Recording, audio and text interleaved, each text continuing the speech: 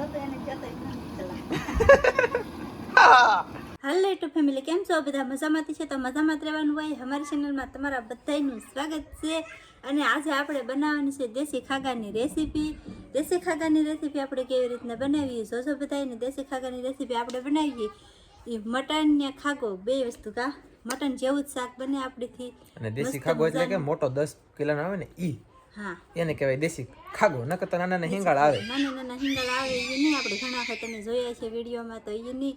આ મોટો ખાગો હતો અને દેશી કહેવામાં આવે આને. તો આપણે એની રસોઈ બનાવવાની છે. તો આજમાં વિડીયો જોવાની મજા આવી છે. તો પહેલા તો એક લાઈક કરી દેજો બધા. અને ઘણા સમયથી આપણે રેસીપીનો વિડીયો નતો મેક્યો. હા, ઘણા આજમાં મેકો છે. હવે આમાં આપણે મૂકવાનો છે. હવે આમાં સપોર્ટ મળશે તો બીજો મેકશું, નકર રેસીપીનો વિડીયો બંધ થઈ જાય ખરા. તો ચલો વિડીયો કરી દઈએ. ચલો લાઈક કરી દેજો પહેલા તો. કરજો ને. કેટલી વખત કીધું આમ જો વિડીયો જોયા પહેલા એક લાઈક કરી દેજો ને. લાઈક ના ભૂખા છીએ. સબસ્ક્રાઇબ ન કરો ને તો હાલશે, પણ લાઈક કરી દો. બરોબર છે. તો જો આપણે ખાગો લઈ લીધો છે. અહીંયા મસ્ત મજાનો કટિંગ કરેલો. તો જો મોટો ખાગો હતો પણ આપણે કટિંગ કરી નાખ્યું. હું પહેલા કટિંગ કરેલું તમને નથી દેખાડ્યું. આપણે ડાયરેક્ટ કટિંગ કરીને જ લાવ્યા છીએ અહીંયા. ને ધોવાનો છે તો ધોઈને જ છીએ પહેલા આપણે. હાવ તાજો ખાગો છે જો મસ્તીનો. અને આને આપણે છે ને બહુ ધોવાનું હોય નહીં, કેમ કે હાવ કૂણું આવે અને સડી પણ જાય આ તરત જ તે.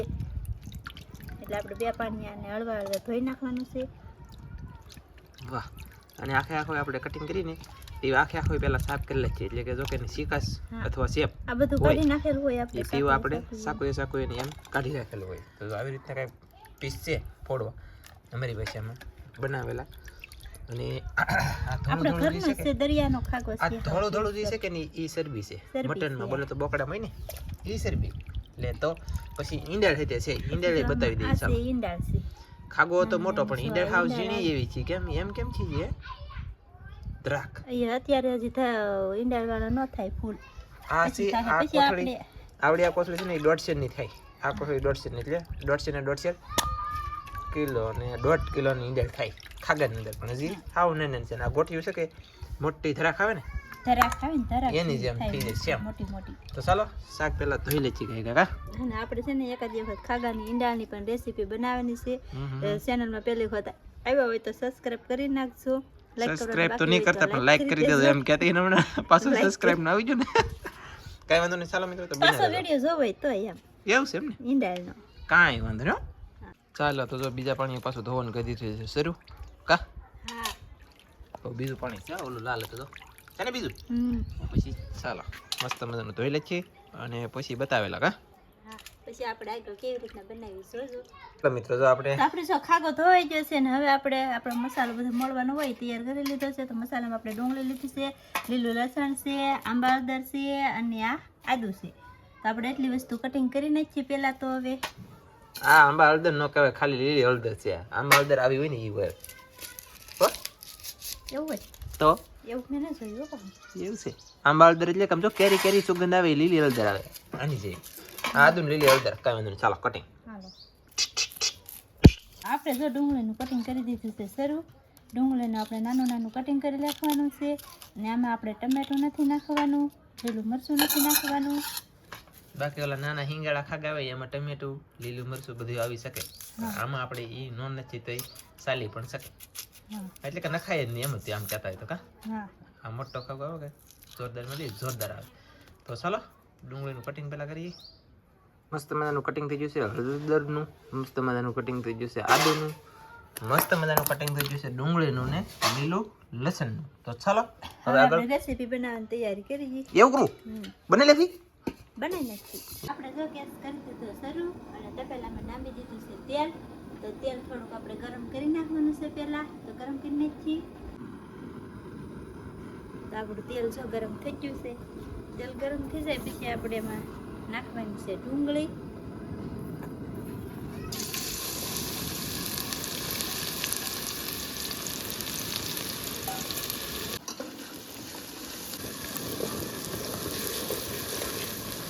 તો આપણે ડુંગળી ને લીલું લસણ નખાઈ ગયું છે ને હવે આપણે હળદર ને આદુ નાખી દેવાનું છે.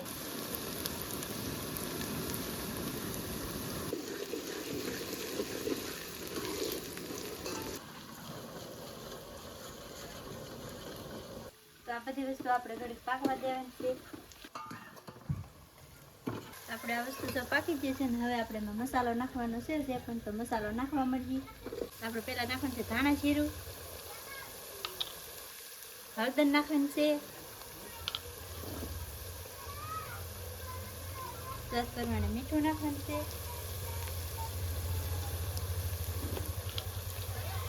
આદુ લસણની પેસ્ટ નાખવાની છે. આપણે થોડું આદુને એવું નાખ્યું એટલે થોડુંક આ નાખવાનું છે આપણે. તો હવે આપણે બધું હલાવી દઈશું. મસાલો જો બધો પાકી ગયો છે ને હવે આપણે નાખવાનું છે એમાં લસણવાળું મરચું,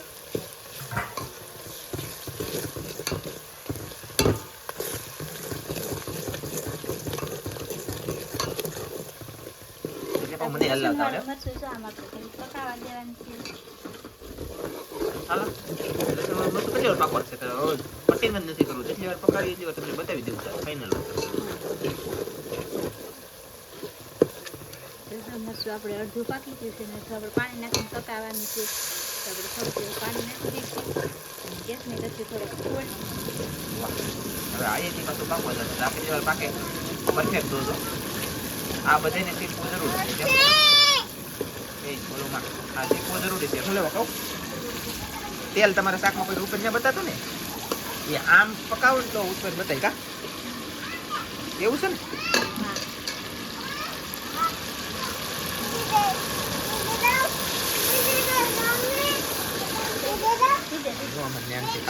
ઢાંકણા દેવા પડે આમ ગામ.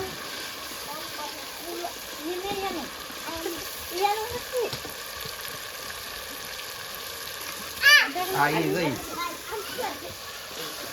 હવે આપણે નાખી દેવાનું છે ખાટું.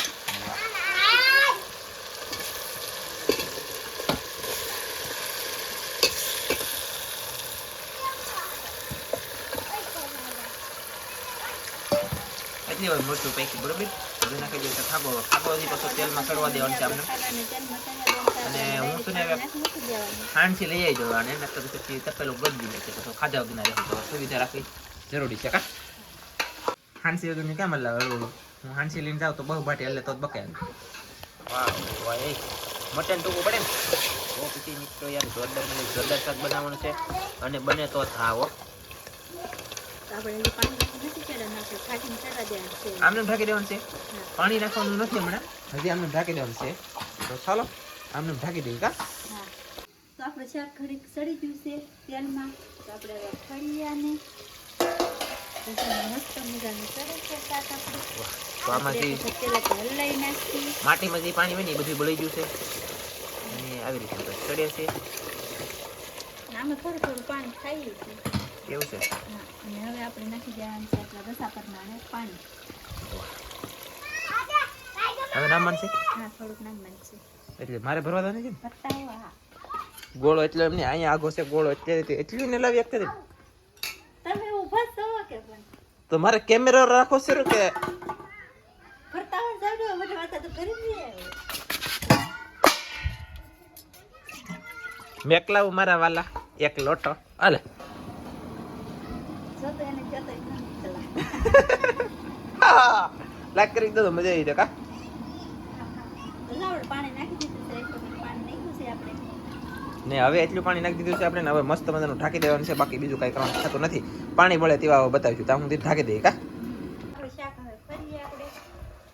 વાહ વાહ વાહ મસ્ત મજાનું આપણે શાક કરી દીધું છે ને આપણે ગેસ કરી દેવાનું છે બેન. હવે એ જરાક તાણીને બોલો. આપણે શાક સડી ગયું છે ને આપણે ગેસ કરી દેવાનું છે બેન ને બેન કરી દીધો ગેસ. હા તો આપણે નાખવાનું છે પેલા તો બાજ્યા ખાંડેલા બાજ્યા કાકા ખાંડેલા. ખાંડેલા બાજ્યા નાખવાના છે જરૂરિયાત પ્રમાણે. પછી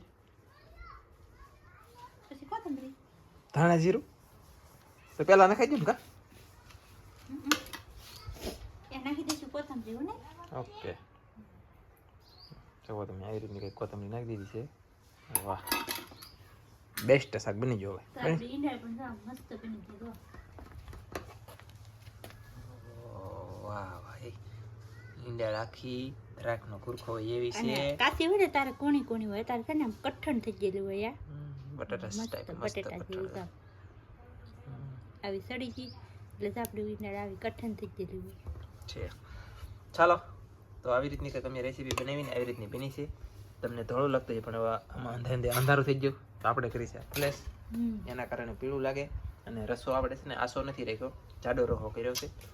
જાડો રસો કરવો હોય તો તેલમાં વધારે હલાવવાનું, જાડો રસો ન કરવો હોય તો તેલમાં એક વખત ખાલી હલાવીને પાણી રેડી દેવાનું, તો તેલ હંધી ઉપર આવી છે અને આસો રસો થાય. જેટલી વાર તેલમાં પાકવા દેહો એટલી વાર એટલો જાડો રસો થાય એમ. તો હવે આ રેસીપીનો અમારો વિડીયો ગમ્યો હોય તો પછી તો લાઈક કરજો, શેર કરજો, ચેનલમાં નવા હો તો સબસ્ક્રાઇબ કરજો. તો ફરી પાછા મળશું આપણે નવા વિડીયોમાં. તો જય માતાજી, બાય.